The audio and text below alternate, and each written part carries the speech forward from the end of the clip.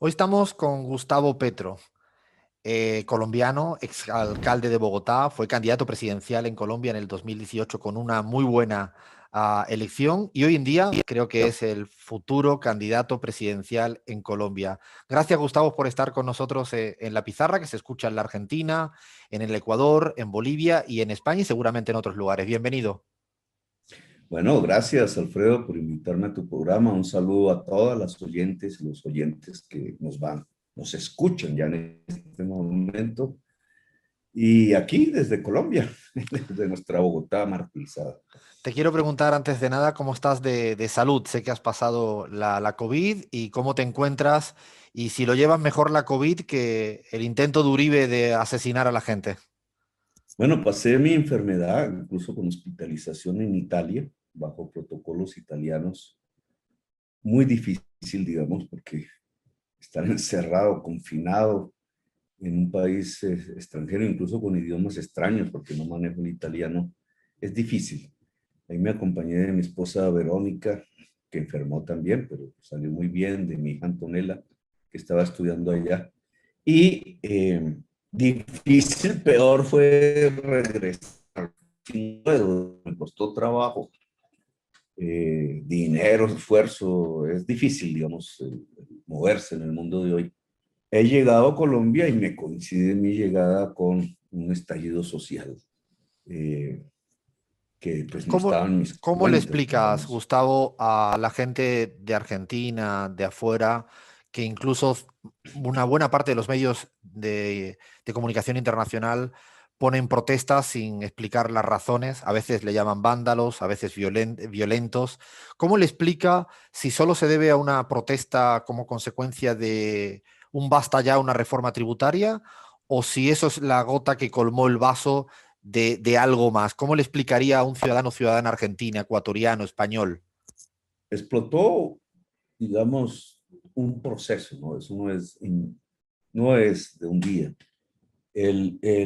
Yo encontré el COVID aquí, todavía en una escala muy superior a la que había en Italia. Una sociedad un sistema hospitalario que está prácticamente colapsado.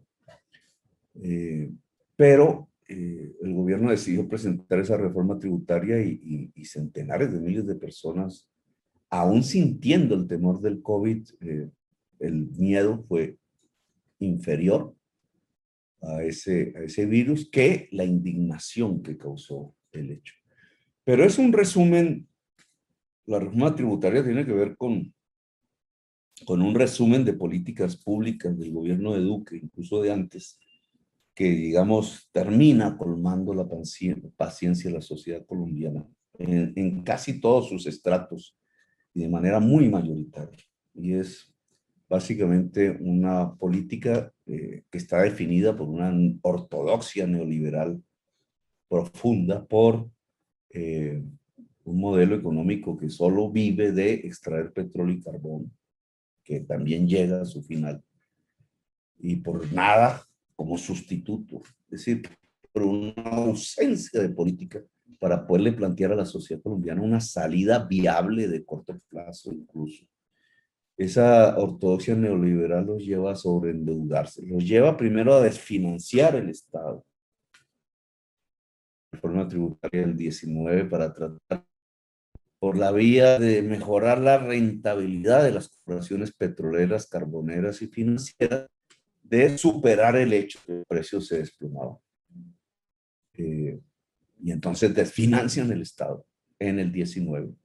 Y por otra parte, ya con el virus, entonces sobreendeudan el Estado, pero no para salvar los puestos de trabajo o mantener a la población por encima del estado de pobreza, sino para salvarle las utilidades al sistema financiero. Y entonces la pobreza, la gente entra en pobreza, 42% de los colombianos, los pobres en extrema pobreza. La pobreza es más aguda en las ciudades, sobre todo Bogotá. 1 millón de personas, Bogotá tiene 8 millones. Había hecho un esfuerzo progresista la ciudad, de 3 administraciones seguidas, incluida la mía, de disminuir pobreza, disminuir desigualdad social. Habíamos logrado un éxito que incluso te tengo que decir, si uno mira las estadísticas, es superior a la de todos los gobiernos progresistas de América Latina. Y todo eso se va al suelo. 1 millón de personas pasa a la pobreza en la ciudad de Bogotá. Y la clase media prácticamente desaparece. Y entonces, claro, hay una sociedad, una crisis económica, social, vital, y de pronto aparece un gobierno, ya con la reforma tributaria en el 2021, diciendo impuestos a la comida, impuestos a los que trabajan, y estalla. Pero ¿por qué hace eso el gobierno? Porque es una forma de financiar el desastre que él mismo produjo, desfinanciando el Estado para ayudar a la economía extractivista y sobreendeudando al Estado para mantener las utilidades financieras. Eso la sociedad ya no lo aguantó y por eso hay una primera fase de la movilización masiva, enorme, que derrota el proyecto del gobierno. Triunfo popular. Y el gobierno queda a la defensiva, quedó desconcertado, digamos, en sus niveles de popularidad bajaron aún más de los que estaba, pero entonces viene la segunda fase, que es el verdadero uribismo, que ya no es Duque, es Uribe. Y la segunda fase es una represión bárbara. La transformación de la ciudad que manifiesta, de la manifestación y del joven popular como actor de esa manifestación en objetivo de guerra. Y entonces viene esta segunda fase que tiene Y un en ese objetivo. punto, perdóname, Gustavo, en ese punto de criminalizar la protesta y convertirlo en objetivo de guerra, ¿crees que ellos lo hacen porque confían en que hay todavía mucho uribismo social o sociológico y eso le podría dar la manera de afrontar las elecciones de cara al año próximo en mejores resultados que los que está actualmente? ¿Cómo lees ese otra vez intento de plebiscitar sobre la guerra a la manera de Uribe? Es una estrategia electoral, digamos, que no tiene en cuenta al joven que están asesinando y que no tiene el policía que está asesinando al joven. Digamos, eso no les importa. Lo que están es viendo cómo esa mayoría de gente que hoy está en la zozobra, asustada, miedosa, que incluso había expresado intención de voto por Petro, guardada en su casa, tratando de salvar sus hijos, de sobrevivir en medio de un campo de batalla, que escucha, ¿no? Y ni siquiera hay que poner la televisión, no solo es abrir la ventana y estás oyendo los tiros, las ráfagas, los helicópteros, las tanquetas pasando, invadiendo los barrios, los jóvenes corriendo desesperados.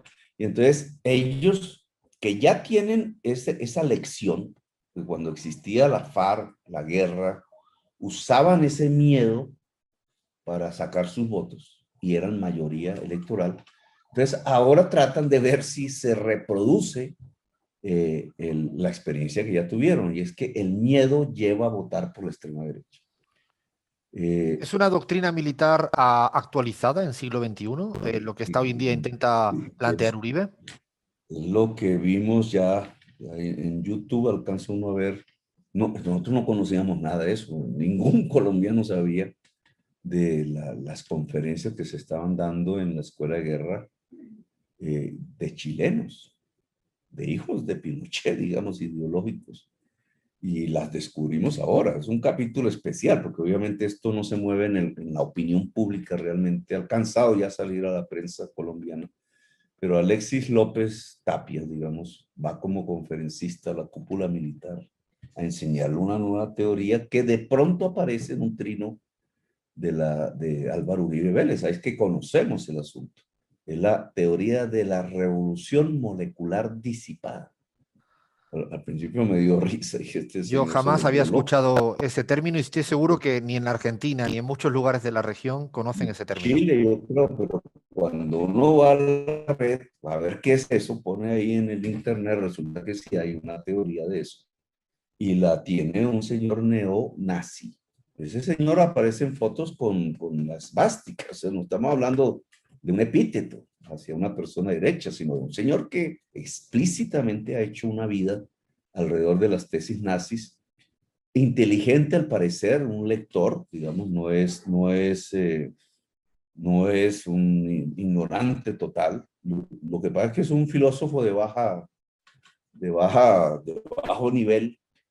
Se ha leído a Foucault, se ha leído a Derrida, se ha leído a Guattari, se ha leído a Deleuze. Ha cogido esa literatura postmoderna y la ha construido de una manera fascista. ¿Cuál sería la esencia de esa teoría, Gustavo? Todas estas corrientes postmodernas, usted sabe, se afincan sobre la idea del fin de los metarrelatos, es decir, del fin del marxismo, como metarrelato y otros, digamos. Y miran la sociedad desligada ya de la producción, de la diferenciación de clases que nacen en la producción, que es la tesis central de Marx. La miran desde otra perspectiva, desligada de la producción, la miran una especie de tisú diverso, multicolor, de nuevas subjetividades, de diferencias, de diversidad, que indudablemente hace parte de la sociedad contemporánea, porque la sociedad contemporánea en su mayoría está desligada de la producción. El incremento de la productividad, que era lo que Marx había descubierto como una lógica del capital, pues lleva a que la mayoría de la población no tenga que ver con la producción. Entonces las viejas clases sociales, obreros, empresarios, burgueses, pues son minoritarios en un tisú muy diferente. Y esta literatura, digamos, que analiza estos temas desde diversas ópticas, la recoge este señor neonazi y la pone en otro criterio, como si todos esos filósofos, en vez de haber roto con Marx, fuesen comunistas en una especie de teoría canon al estilo gringo, digamos, conspirando. Y entonces estas corrientes lo que han mostrado es que la sociedad ahora se disipa, se descentraliza, se mueve en red. Entonces de ahí sale el término disipado. Se mueve a través de singularidades, de causas muy o locales o de nuevas subjetividades, como el feminismo, como el ambientalismo, como el animalismo. Y entonces ahí sale el concepto molecular. Hasta ahí, digamos, no ha roto. En vez de singularidad, pues le pone palabra molecular, pero le pone la palabra revolución. Es decir, que es una arquitectura premeditada hecha por el comunismo internacional para llevar la sociedad al comunismo. Entonces ahí sale revolución molecular disipada. Y entonces, como eso ya no se expresa en la guerrilla o en el partido bolchevique clásico o en la toma del poder como se veía en el siglo XX, en la Guerra Fría, en las guerras populares y prolongadas, entonces ahora se asimilan las grandes movilizaciones contemporáneas al estilo de la Chile, pero en el mundo hay las formas de movilización actual, y allí ve el nuevo escenario de la guerra. Y entonces traza una estrategia contra las movilizaciones. Y ahí donde, digamos, se vuelve interesante para las cúpulas militares y policiales, y por eso se vuelve un conferencista al que le pagan por decir esto, porque entonces propone una estrategia de guerra a la revolución molecular disipada, que es una guerra, digamos, es una estrategia de guerra contra la manifestación ciudadana, ya no contra el partido bolchevique o la guerrilla de la FARC o el Vietcong en el Vietnam, etcétera, bajo la modalidad de la Guerra Fría, sino es contra la manifestación ciudadana. Entonces, habla de teatro de operaciones, entonces de escoger una ciudad como el teatro de operaciones. Yo vi que en la práctica los militares, los policías chilenos actuaron bajo esas tesis, pero está en toda su dinámica porque Álvaro Uribe la volvió su tesis. Entonces estamos hablando ya no de un loco de bajo nivel intelectual y un mercanchifle que busca plata para vivir de eso, sino de un expresidente con mucho poder en Colombia que la está aplicando. Pero fundamentalmente lo que está buscando es destruir los altos niveles de popularidad que ya nosotros sabíamos, de intención de voto que ya nosotros habíamos alcanzado. Es decir, esta es su estrategia para tratar de detener lo que ya parecía imposible, que es su derrota electoral el año entrante y el triunfo del movimiento progresista colombiano en las elecciones presidenciales del 2022. En esto, Gustavo, te pregunto también, obtuviste bueno, una votación histórica en el 2018. ¿Cuánto crees que esa votación, esa masa electoral, hoy en día se ha conformado como identidad política en el 2021? ¿Cuánto hay de, más allá del voto, cuánto hay de vinculación política, corpus político? Hoy en día en Colombia, con la que está cayendo encima al calor de esta situación conflictiva. Bueno, en votos, Duque obtuvo 10 millones de votos y yo obtuve 8. No es una diferencia de 2, porque en elecciones, 1 millón de votos de Duque que se volteara a votar por mí, pues ya es un empate. O sea, 1 millón de personas que antes estuviera votando por Duque y que decidiera arrepentidos votar por progresismo, ya se ganarían las elecciones. La última encuesta aquí me entregó el 40% del electorado, incluso compitiendo con todos los que se han lanzado. No es un escenario de segunda vuelta, sino hacia la primera. 40% ya prácticamente lo que yo alcancé en la segunda. Es decir, hoy por hoy, sin contar el crecimiento poblacional, hoy tendría otra vez 8 millones para arrancar. Y cuando hacen las encuestas de segunda vuelta, o sea, cuando solo hay 2, entonces yo le gano a todos los candidatos. Es decir, hoy por hoy, de acuerdo a esa encuesta, el presidente de Colombia sería yo. Y obviamente eso desata un temor, digamos, en el establecimiento y sobre todo en el proyecto uribista. El proyecto uribistas entiende, porque es que ni siquiera queda de segundas, sino queda de terceras. Tal es la caída de popularidad del gobierno actual y de Álvaro Uribe Vélez.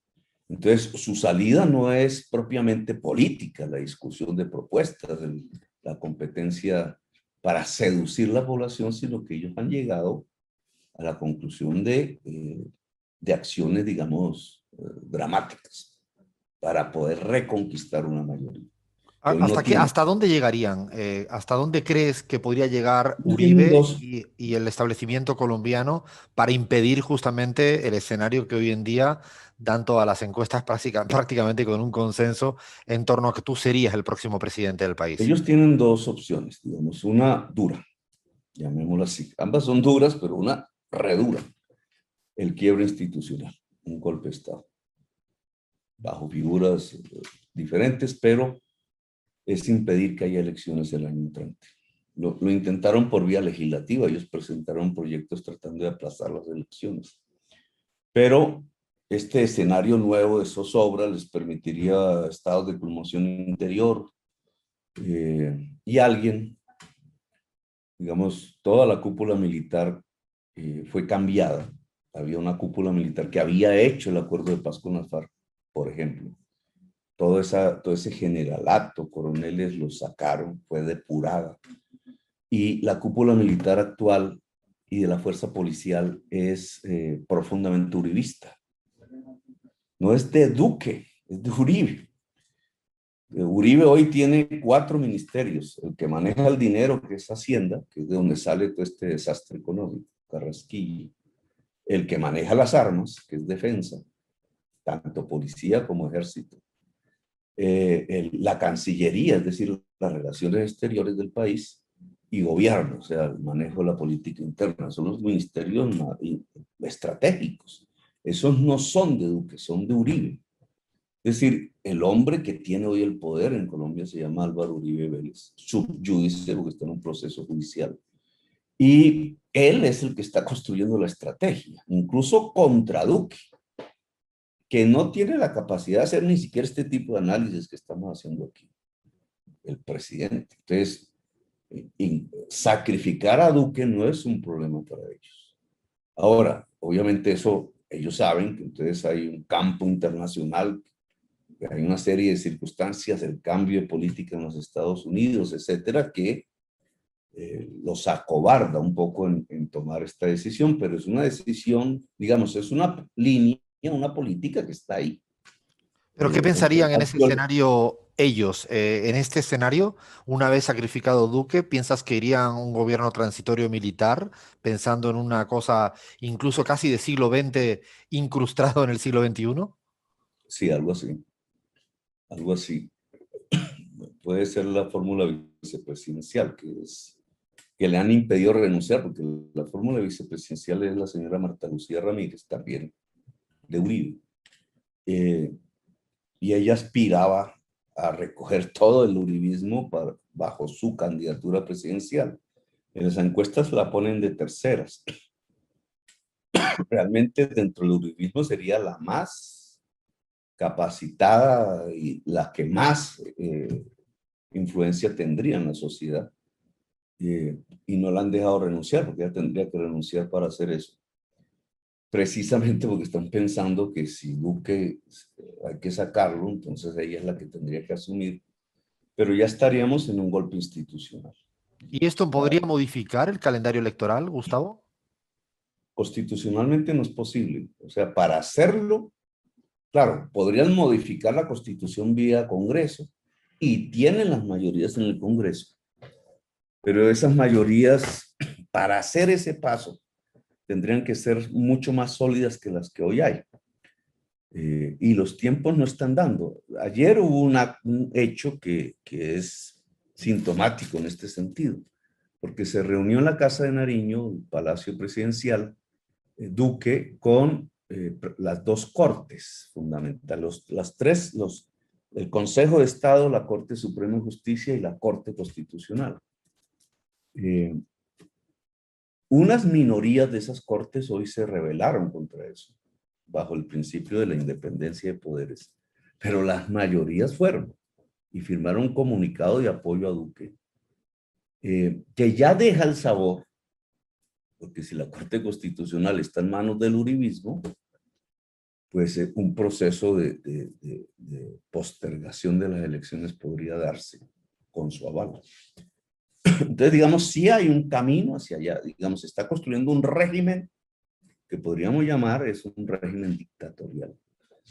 En el escenario internacional, pues las cosas no le están funcionando bien al gobierno, porque los hechos de violencia obviamente han hecho expresar como nunca antes, o Colombia ha pasado por episodios incluso mucho más violentos, masacres, un genocidio, pero nunca ha habido una reacción internacional tan fuerte como la de hoy. Bueno, digamos, ese es un escenario que se está cocinando. El otro escenario, ya no tan duro, es que entre más violencia haya contra las manifestaciones, entre más muertos, entre más zozobra se provoque, entonces un núcleo de población pasiva que hoy estaría votando por mí, digamos, de acuerdo a las encuestas, pase a votar por la derecha dura, otra vez simplemente por miedo, que es como han logrado las mayorías electorales desde que comenzó este siglo, que es un escenario más suave, pero que implica, si lo logran, destruir la posibilidad de un cambio político en el país. ¿Y En piensas cierta que forma, podría haber, perdona Gustavo, un tercer escenario que es impedirte a ti participar en esas elecciones? ese lo intentaron desde el principio, digamos, desde el año 2000, desde el año 2013, llevo 7 años lidiando contra eso que llaman el lawfare, ¿cierto? De cantidades de procesos penales. Yo me he movido con relativo éxito ahí, a diferencia de Lula o de Correa. He contado, digamos, con más suerte, porque la primera intentona fue con funcionarios administrativos inhabilitándome, con fallos ya que habían logrado, pero eso rompía la Convención Americana en su artículo 23, y entonces la CIDH me protegió y logré ganarles. Y hay una sentencia que se conoce como la sentencia Petro, que les desbarató completamente la estrategia. Intentaron entonces la penal, porque sí se puede perder, de acuerdo a la Convención Americana, se pueden perder derechos si hay una condena. Eso ya le pasó a Lula. Eso le está pasando a Correa. Digamos, ya no es funcionarios administrativos, sino jueces. Y como lo intentaron, pero cogieron preso el funcionario que me iba a hacer eso. Los mismos gringos, los mismos norteamericanos, en un hecho de corrupción diferente. Y entonces yo pude participar en las elecciones del 18. Al participar en las elecciones del 18 y ser segundo, entonces se produjo otro hecho que no estaba en las cuentas, y es que una ley dice que me convierto en senador. Y al convertirme en senador, entonces quedo bajo la jurisdicción, digamos, de la Corte Suprema de Justicia, no de la Fiscalía, que ya controla el uribismo. La Corte Suprema, entonces, pues no me ha... Claro, si yo me salgo de la Corte Suprema, por alguna razón renuncio a ser senador, inmediatamente me cae la Fiscalía y me ponen preso. Pero la Corte Suprema ha archivado todos esos procesos. Muy... Y entonces ha fracasado hasta ahora el lawfare contra mí. Por eso ya ellos no están esgrimiendo ese tipo, digamos, de estrategia. Ya, ellos ya consideran que no pudieron encarcelarme, que no pudieron quitarme derechos políticos.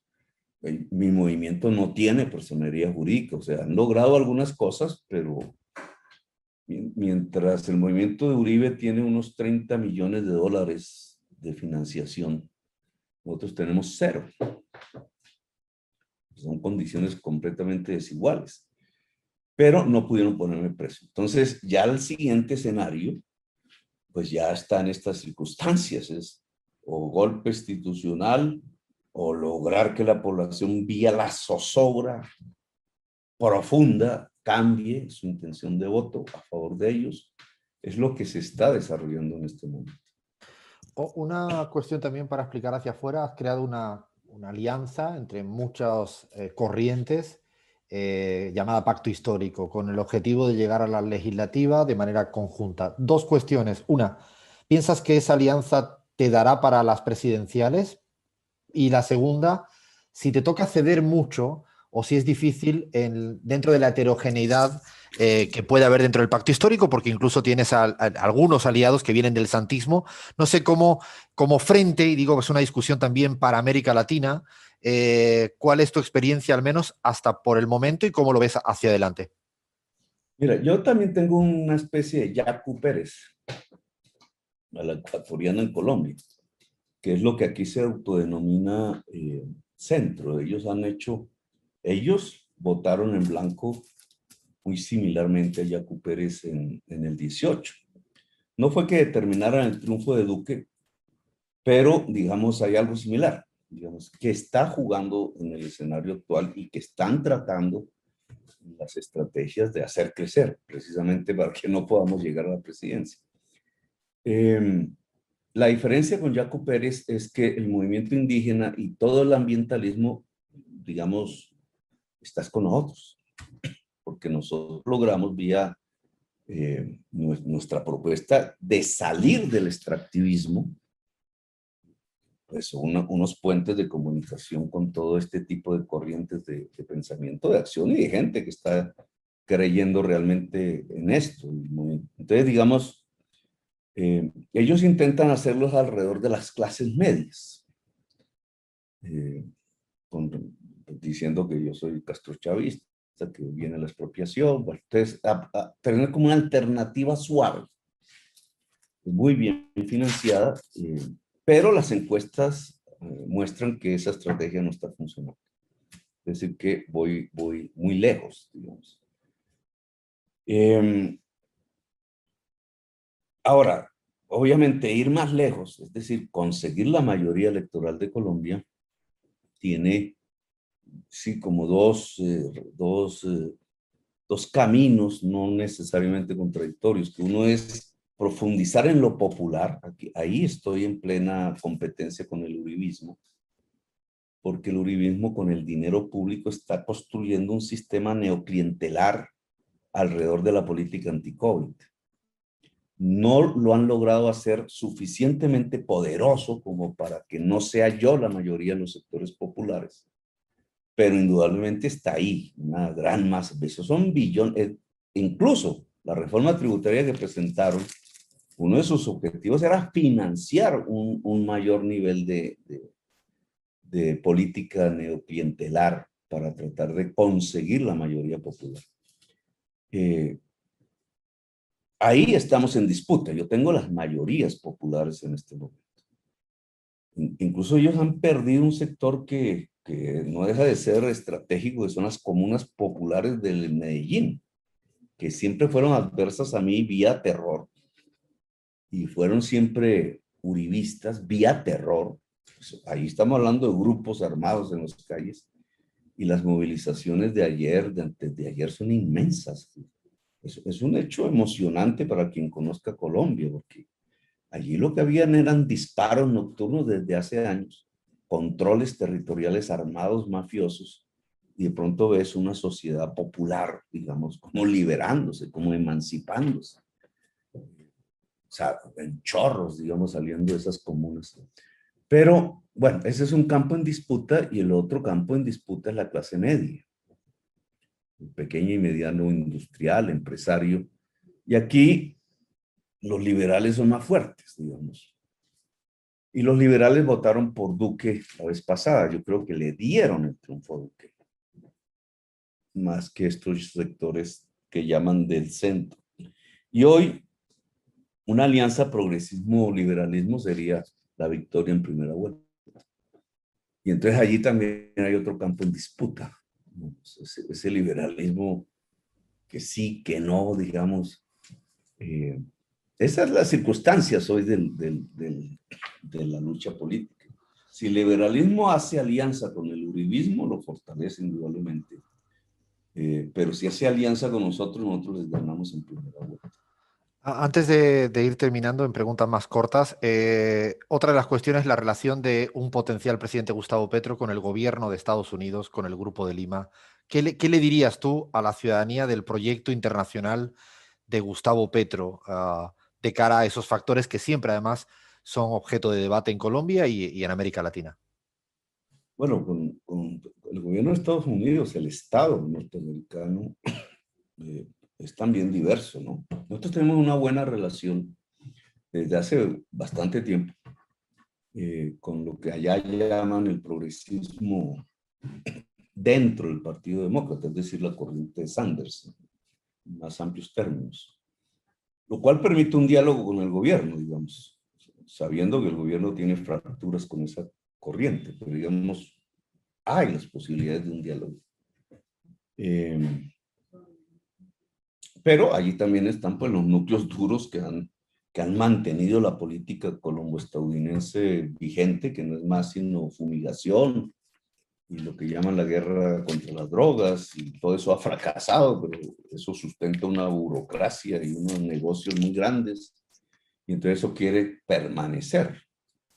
Y no me ven con buenos ojos, obviamente, porque estoy planteando políticas diferentes alrededor de esos temas. Aunque Gustavo, luego de escuchar a Joe Biden en el último discurso y pedir la liberalización de las patentes, que te he escuchado a ti hacerlo ya hace meses, creo que se habrán puesto todos más nerviosos todavía en Colombia, ¿no? Pues no alcanzan a captar eso, ¿no? No alcanzan a captarlo todavía. Aquí están sumidos en la disparadera y en la ráfaga y en el bombardeo de noche, etcétera, de los barrios. Entonces no han analizado lo que pasó ahí. Pero obviamente nosotros habíamos pedido el Grupo de Puebla que abanderara, la Internacional Progresista que abanderara. Para nosotros era clave liberar las patentes, que es como se llaman. Y quienes se oponían eran los países más ricos, de izquierda y de derecha, como quieran llamarse, digamos. Pero en eso habían hecho un frente en contra de la humanidad, en mi opinión. Porque esto se mide en vidas, como todos sabemos, cada día. El que el gobierno de Estados Unidos haya tomado la decisión de vanguardia, además, de no proteger patentes, abre un escenario que es quizás el más eficaz de la humanidad para defenderse del virus. Y yo lo aplaudo, obviamente, eso es lo que habíamos planteado nosotros. Ahora sí, te hago pregunta muy corta y te digo casi de estas cosas que no os gustan de responder casi en una palabra, Gustavo. Para de una manera más distendida. Un estereotipo de los colombianos que no se cumpla o que al menos en tu persona no se cumpla. ¿Qué creen los colombianos acerca de mí, cierto? Las percepciones. La percepción colombiana es que nosotros vamos a reproducir el modelo venezolano. Eso no es posible porque nosotros queremos sacar a Colombia del petróleo. Y el modelo venezolano, cualquiera que sea, con lo que se quiera opinar, está basado en el petróleo. Entonces es completamente diferente. ¿Y cuál es el principal diario que consultas por la mañana cuando te levantas para informarte de qué pasa en tu país o en el No, mundo? yo miro la red, miro la red. Yo ya no tengo, muy poco leo la prensa colombiana.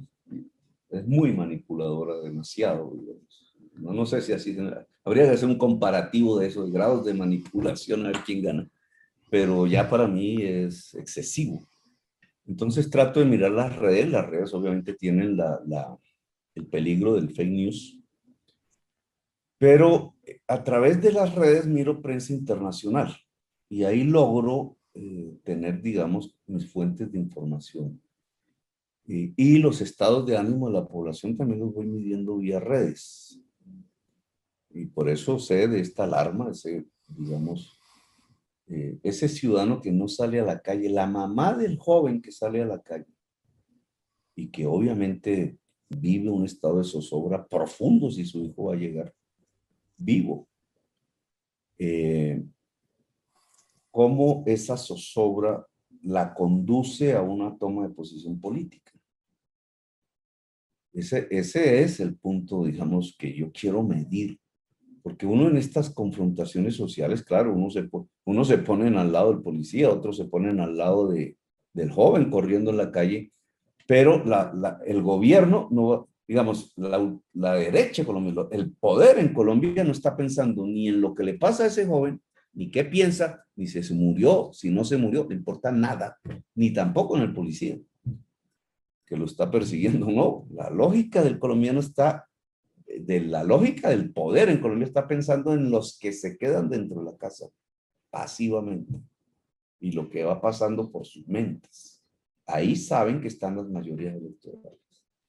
Me dijiste hace un tiempito, cuando te entrevistamos aquí en la pizarra, que le recomendarías a Duque que leyera más. Yo ahora te pido que le recomiendes un libro a Álvaro Uribe. Ah, no, yo iba a decir, no, ahora que se cuide de Uribe. Que Esa se sería la cuide nueva de Uribe. sugerencia. ¿Y a Uribe La qué nueva libro le sugerencia. que le recomendarías? A Uribe. Sí. Pues si ya se leyó La Revolución, ¿cómo es? Molecular Disipada de Alexis López Tapias, que ahora nos toca leernoslo a todos nosotros para saber qué tiene Uribe en la cabeza. Eh, no, yo le recomendaría, no recuerdo el título del libro, pero Ernesto Lacroix sobre la emancipación, para que le dé un ataque cardíaco y sí. No para que se muera, sino que le dé un shock intelectual. Un choque intelectual. ¿Te acuerdas de lo que sueñas, Gustavo, habitualmente o no? No, y en estos días menos. Estos días he dormido muy poco. Anoche digamos, anoche, esta madrugada me acosté a las 2 viendo redes, viendo, es que es dramático, digamos, porque ahí llegan los videos de la gente en el terreno.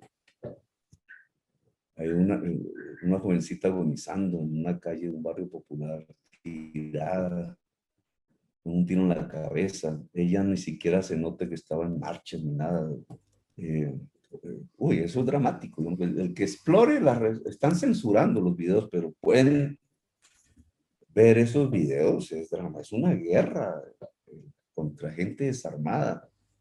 Y entonces a mí me llega hasta yo trato de retransmitir, no debería hacerlo porque entonces ahí les doy, porque todo el tema consiste en que yo soy el que está detrás de eso y entonces les doy un poco argumentos, pero no logro reprimir el hecho de que el mundo, porque al final es el mundo, va captando a través de mis propias redes lo que está pasando. Lo que está pasando es de una barbarie inmensa, es un gobierno que no le importa para nada el pobre. Dime una palabra si te digo No Antonella logro, Petro. no logro tener sueños, me despierto, me duermo a las Pero 2 de la de mañana. chico te recordabas de algún sueño recurrente, Gustavo? No, yo he tenido muchos, no, claro, obvio. Había uno que era como de miedo y era que yo sentía que me caía en un abismo que no tenía fondo. Y no, y ese siempre me acompañó de niño, de niño. Ya los sueños que yo logro recordar, digamos ahora, en esta edad que ya no es de niño, son como pedazos de la realidad. Hay cosas de la realidad que quedan por ahí en el inconsciente y de pronto aparecen, pero con otras formas, con otros. En general ya no estoy recordando mis sueños. No, me despierto y ya es otro día. Esto le vamos a preguntar a los argentinos que son expertos en la materia otro día, pero no para hoy. Para El terminar así, el psicoanálisis. psicoanálisis, exactamente. Te pido una palabra por cada palabra que yo te voy a decir. Antonella Petro, Mi amor, Sofía Petro, otro morro, Claudia López, doble. el Papa Francisco, Nuevo guía. Alberto Fernández, Nos está apoyando Donald Trump, la nueva barbarie, COVID-19 el capitalismo, y por último la paz. el sueño, Déjame una palabra escrita en la pizarra, que así se llama nuestro programa de radio. poder y esperanza. Muchas gracias, Gustavo, por estar con nosotros en esta travesura de radio llamado La Pizarra. Gracias, Gustavo, y suerte en Colombia. Gracias, Alfredo, y a todos y todos los que nos han escuchado en este momento, un gran abrazo. Fuerte abrazo.